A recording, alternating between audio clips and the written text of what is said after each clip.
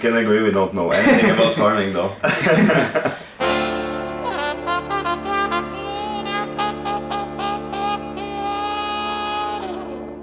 Hello everyone, I want to introduce you to our new video blog, which will be hopefully a bi-weekly update from whatever we're doing around the world or in our shop.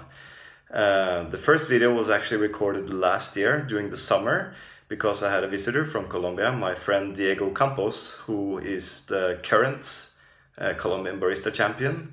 But the interview was done before he competed, so hopefully you will enjoy this interview, and in the coming videos from Colombia you'll see me working a little bit with Diego at our farm Finca el Suelo. So hopefully you'll enjoy our first episode, which was recorded a year ago. Okay, welcome to our new video blog.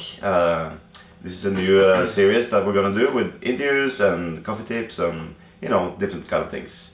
And today we have a very special guest. We're sitting in our cupping room in our store. And our guest is Diego Campos, who is a very good friend of mine from Colombia. And he's been working with me at Finca Tamana, but he's also a barista champion and so what. Can you maybe introduce yourself?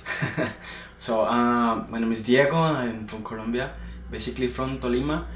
I've been working as a barista since 2008, and from that time I've been enjoying my time working with coffee and now doing some farming stuff with this guy over here. You've also been roasting, huh? Yeah, I started as a roaster and then barista, and been going around coffee for a little bit. Great. So before this interview I posted a picture of you on Instagram, and I asked the followers to ask you some questions. And we got some very nice questions, so I'm gonna ask some of those. For instance, the classic one. What is it about coffee that makes you the most excited? Alright.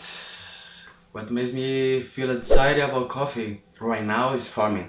Farming is something that I found so interesting for myself, and have a lot of stuff to do, have a lot of things to learn, and that makes me feel that I want to learn more and more every single day. Yeah, I agree.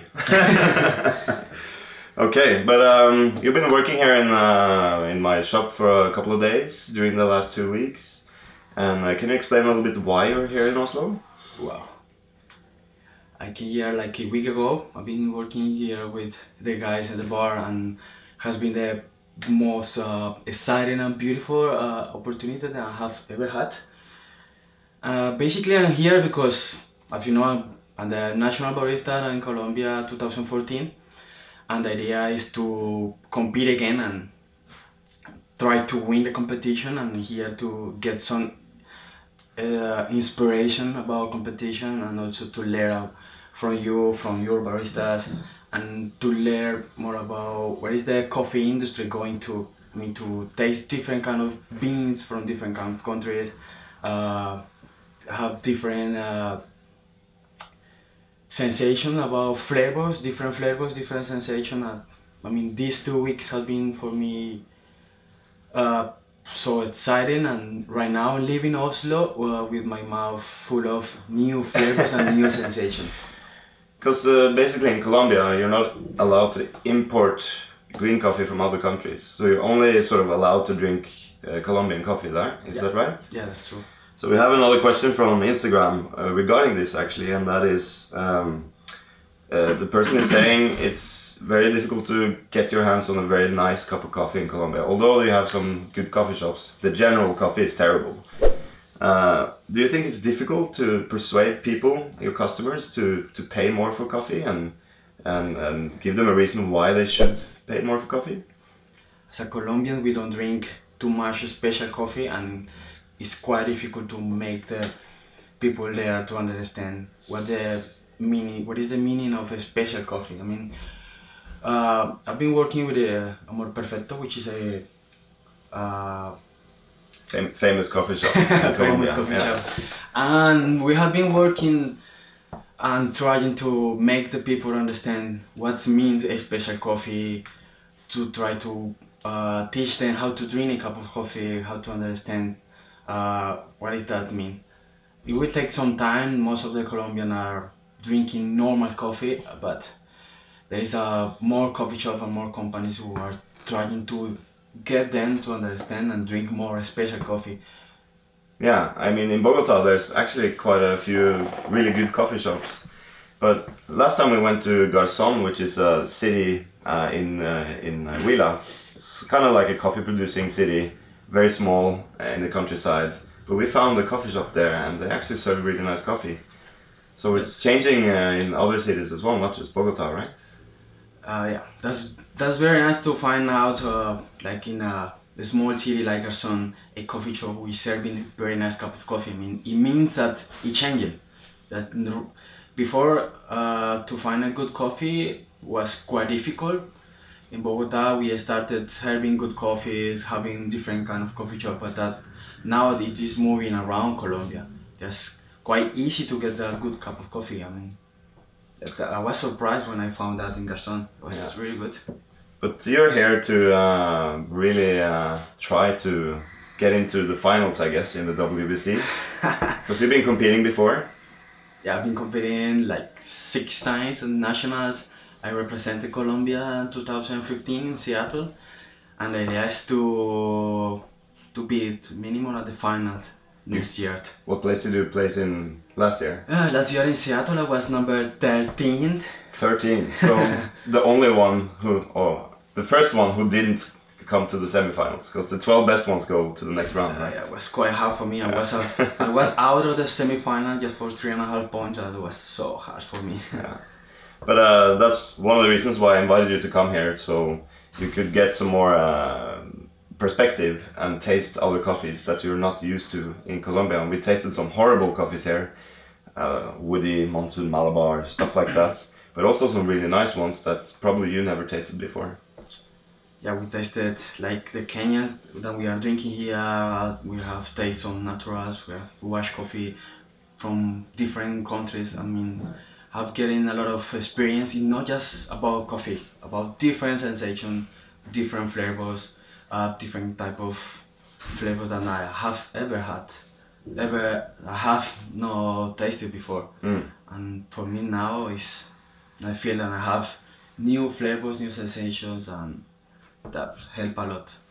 So you mentioned farming and you know, new flavors. We've been doing some farming ourselves at Finca el. In 2014 we actually planted some seeds of SL28 variety and Typica. And on this trip you actually brought the first samples to me, so I was able to taste the different varieties. What do you think about those coffees? I mean, as you said, I'm like a baby farmer. I just started doing some stuff at the farm, like helping you, knowing how to get a seed, how to select the best seed and plant them. And as a Colombian, it was something new. I mean, I'm surprised, like a person like you living in Norway, which is far away from a producing country, knows more than me about farming. That's crazy, no, but that's the truth. We can agree we don't know anything about farming though. So I mean, it's been amazing for me.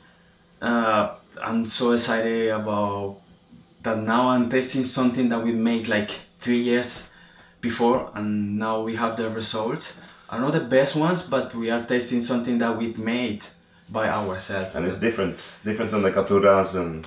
Yeah, now we are having something different to taste, and we get new varieties, new flavors. And so one of the questions from our Instagram followers was, because we have done some experiments regarding these new varieties, how do you come up with the ideas of doing these experiments, and how do you actually do them? Like, do you do them yourself, or do you ask someone else to do it for you, or do you contact the university, or what kind of level are we at here? Alright, I mean, just asking you or asking Elias about how to do this, how to get this kind of fermentation. You know, everyone is trying to make crazy things about fermenting or processing the coffees, but what I have learning about farming is something, I mean, as clean as you want to do. I mean, that you have to understand what it means to process the coffee. It's not about just getting fermenting flavor or pulpy flavor. I mean, coffee is what it is, and we need to get all the flavors which are inside of the bean. We don't need to add any extra flavor to the beans. If you process it in a good way, you will get an amazing cup of coffee. You need to add more coffee, more flavor, sorry. And I think it's one of the most important things that I have learned about farming. So we're sort of working more with different varieties and trying to just process them as clean as possible. Yeah. Can you tell me a little bit about the seeds you brought here to Norway? Because we marked some trees. We found in the typical lots where we planted the typical variety, there were some trees that looked very different from each other. And we marked them with letters, and then you brought some samples from that, right? Can you explain how we did that? Yeah, I was at the farm like a month ago, picking the cherries from each tree. We process them separately, and we get the beans and we get the cascara, and then I decided to wash the cascara, dry them, and brought it with me. Just to explain cascara, for those of you who don't know what that is, the coffee cherry has a skin and pulp, and you normally remove that and basically throw it away or compost it on the farm, because we want the coffee beans inside. But a lot of people are now starting to dry the cherry skin, so you can make like an infusion, like a tea with it. We get the different cherry from different trees, and we get the coffee, and also I decided to try the cascara and see what happened. I mean, if they taste different, if the coffee is different, the cascara must be different. That's what I thought, and that's why I dried it and I brought them to Oslo. And now I can tell you this is a huge difference between each tree and between each cascara. They taste completely different. Shocking, wasn't it? Yeah, some of them have like green tea flavor, black tea have like nice fruits, and they're totally different. Some of them tasted really earthy, some didn't taste anything at all, some tasted like rose hips, some tasted green tea, black tea. And some of them have taste like cascara. Yeah. So, another question from our Instagram viewers, and probably the best one to close with is, you've been a roaster, a barista, you've been competing, you're now working with farmers. What sort of is your goals in the future? Wow. So now I'm competing. The idea is to compete in Colombia and try to go to the world again. And the first goal will be at the finals in the WPC 2017.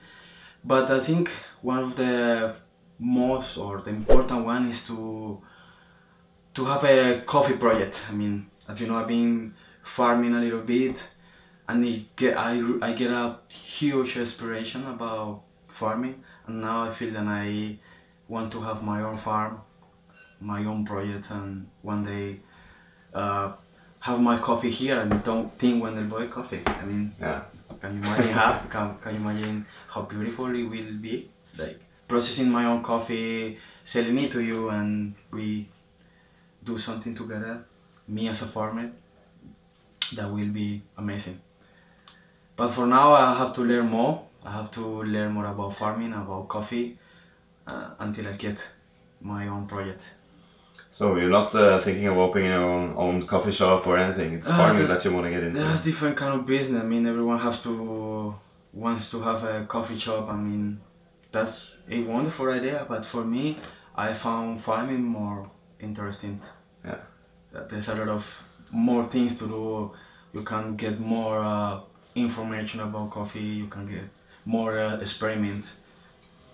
It's good to know that young Colombians actually want to get into farming, because the trend has been the opposite. Like, nobody wants to farm coffee anymore, and I think that's probably because they're not getting paid well for the coffee, because they're just producing this kind of commodity grade coffee. But if you get into quality and you find a customer that's willing to pay, I mean, there can be a nice future for a coffee farmer. Yeah, we are trying to get a new generation coffee, because most of the sons from the farmer doesn't want to be at the farm working anymore. I'm not from I'm from a coffee region, but I didn't grow up with coffee. But now I get inspiration because of you. You put me into the farming, but now I want to stay there. I don't want to do another thing. I want to keep working with farming and do a lot of stuff with that. Sounds great. So I think we'll close it off right now. Thank you so much, Diego, for taking the time to talk to us. No, thank you to ask the question and having me here. Yeah, and hopefully we'll see Diego in the WBC in 2017. All I can say is that I really hope you manage to win in Colombia and achieve your goals to become into the finals in the WBC and get a farm eventually. That would be fantastic. Yeah, about competing, that's not easy to do. I mean, especially in Colombia, we are getting harder and harder. Every time the level is quite high, and I have to work a lot, and I have to show something really different if I want to win. If I want to go to Dublin to the world again, I have to do my best. Good luck. Thank you very much. Thank you. Ciao. Bye.